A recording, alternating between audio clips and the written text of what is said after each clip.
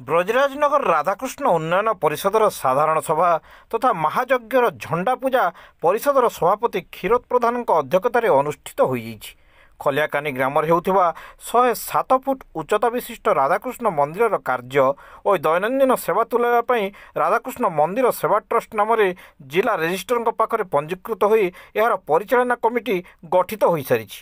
ଏହାର ସଭାପତି ମହେନ୍ଦ୍ର ନାୟକ ଚୟନ ହୋଇଥିବା ବେଳେ ଉପସଭାପତି ପରଶୁରାମ ସାହା, ସମ୍ପାଦକ ଚୈତନ୍ୟ ପ୍ରଧାନ, କୋଷାଧ୍ୟକ୍ଷ ନିରାକାର ପ୍ରଧାନ, ପରିଚାଳନା କମିଟି ସଭ୍ୟ ଭାବରେ ଲଳିତ ସାହା, ସୁରେନ୍ଦ୍ର ବଢ଼େଇ, ଅଶୋକ ବଢ଼େଇ, ଜୟନାରାୟଣ ପ୍ରଧାନ, କାଶୀନାଥ ଖମାରୀ, ମନୋରଞ୍ଜନ ବଢ଼େଇ, ସୀତାରାମ ପ୍ରଧାନ, ଡାକ୍ତର ରାଣା ଓ ଚୂଡ଼ାମଣି ବିଶି ସର୍ବସମ୍ମତିକ୍ରମେ ଚୟନିତ ହୋଇଛନ୍ତି। ମନ୍ଦିରର ଡିଜାଇନ୍ ଡ୍ରଇଂ ଆଦି କରିବା ପାଇଁ ଅବସରପ୍ରାପ୍ତ ଓଡ଼ିଶାର ଚିଫ୍ ଆର୍କିଟେକ୍ଟ ସୁଶାନ୍ତ କୁମାର ପାତ୍ର ଓ ତାଙ୍କ ଦଳଙ୍କୁ ପରିଷଦ ନିଯୁକ୍ତି ପ୍ରଦାନ କରିଛି। ତ୍ରୟୋଦଶ ମହାଯଜ୍ଞରେ ପ୍ରଥମେ ଆନୁଷ୍ଠାନିକ ଭାବରେ ଗ୍ରାମଦେବୀ ମା ମୁଲଗୁଡ଼ିଙ୍କ ପାଖରେ ପୂଜାର୍ଚ୍ଚନା ପରେ ସନ୍ଧ୍ୟାରେ ଯଜ୍ଞ ମଣ୍ଡପ ପରିଷଦର ବଜରଙ୍ଗବାଲୀଙ୍କ ଝଣ୍ଡା ସ୍ଥାପନ କରି ମହାଯଜ୍ଞର ଶୁଭାରମ୍ଭ କରାଯାଇଛି।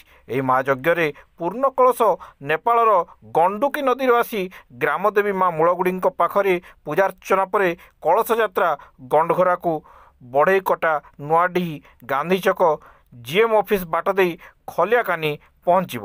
ମହାଯଜ୍ଞ ମଣ୍ଡପରେ ସ୍ଥାପିତ ହୋଇ ପାରମ୍ପରିକ ଭାବେ 24 ପ୍ରହର ନାମ ସଂକୀର୍ତ୍ତନ ଆରମ୍ଭ ହେବ ଓ ମଇ 30 ତାରିଖ ଦିନ ଦଧିଭାଣ୍ଡ ଭଞ୍ଜନ ହୋଇ ମହାଯଜ୍ଞ ସମାପନ ହେବ।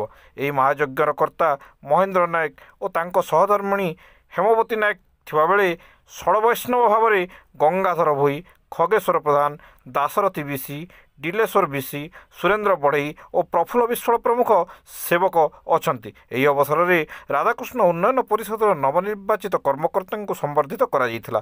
ମୁଖ୍ୟ ଅତିଥି ଓ ସମ୍ମାନିତ ଅତିଥି ଭାବରେ ଯଥାକ୍ରମେ ଶିକ୍ଷାବିତ୍ ପ୍ରଶାନ୍ତ କୁମାର ପାଟଯୋଶୀ ଓ କ୍ଷୀରୋଦ କୁମାର ସମସ୍ତ କର୍ମକର୍ତ୍ତାମାନଙ୍କୁ ମାଲ୍ୟାର୍ପଣ ଓ ପୁଷ୍ପଗୁଚ୍ଛ ଦେଇ ସମ୍ମାନିତ କରିଥିଲେ। ସଭାରେ ପ୍ରଶାନ୍ତ ପ୍ରଧାନ, ଯଶୋବନ୍ତୀ ପ୍ରଧାନ, ନଳିନୀ ପ୍ରଧାନ, ରୁଦ୍ରନାରାୟଣ ପ୍ରଧାନ, ଅଚ୍ୟୁତାନନ୍ଦ ସାହା, ଭୋଦେବ ବିଶି, ଅପୂର୍ବ ନାୟକ ପ୍ରମୁଖ ଉପସ୍ଥିତ ଥିଲେ।